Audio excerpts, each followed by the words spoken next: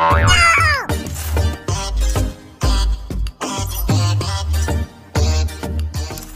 mega love shoutout na naman sa inyong lahat dyan. At mayroon na namang hatid si Panoy Vlogs TV sa inyo. Bagong puzzle mula pa naman siyempre sa kalaman ni Panoy Vlogs TV. Ayan na mga langga.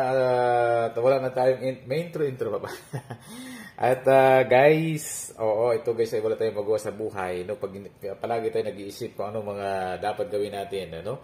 At guys, maganda sana dito guys, no? Kung mayroon tayong kainuman or katabi, para man lang kahit papaano mayroon tayong merienda. Ano, pambili ng merienda, kahit 100 lang dyan. Ikaso nga lang nag-iisa tayo. At yun, siyempre, with tutorial na lang ito sa inyo mga langga. Wala pa naman simple kay Panoy Vlogs TV. Ihahatid ni Panoy Vlogs TV ang kanyang kaalaman sa puzzle. Mula pa naman sa mga barya-barya dyan. Ito guys, ang puzzle na ito guys, no?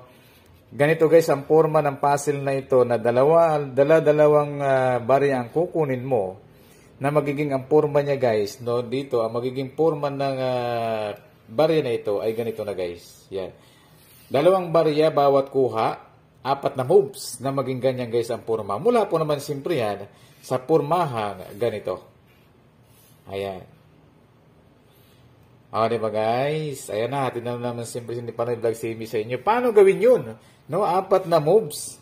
Ganyan guys, 4 na moves. 1, 2, 3, 4 o 4 na magiging ganito na ang forma. Paano gagawin kaya ni Panoy Vlogs TV? Kaya gawin ni Panoy Vlogs TV? Yun ang tanong. Sige guys, gawin na natin. Ayan, at gagawin na nga natin ha, mga langga, atin na kagad ni Panoy Vlogs TV. Ay, yung mga mahilig dyan guys sa puzzle ha, puntahan ninyo yung puzzle ni Panoy Vlogs TV, lalo tigit sa mga alambre dyan, at lalo tigit no, sa mga sombrero gawa sa dahon ng nyug, ay mayroon dyan si Panoy Vlogs TV. Ito guys, ay umpisahan na natin guys, no, hatid na naman siyempre ni Panoy Vlogs TV sa inyo guys, ang discarding ito. Ayan, at ang unang moves guys, ay gagawin natin sa mamamagitan dito. Ito guys, ang kukunin natin ang unang moves. Ito isang move. Ayan, ilagay natin dito sa dulo. Yung pangalawang moves guys ay ito. Ayan. At ilalagay natin dito.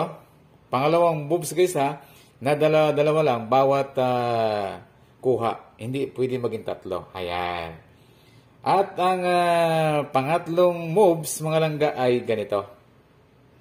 Ayan, sa pang-4 na moves kaya guys, makuha na ni Panoy Vlogs TV yung sinasabi niyang moves na para makuha ang 4 na yung ano na yon, yung hilera na yon. Paano? Sa inyo guys, meron na ba kayong nakikita? Paano yung pang-4 na moves na maging magkadikit na itong 20 na barya?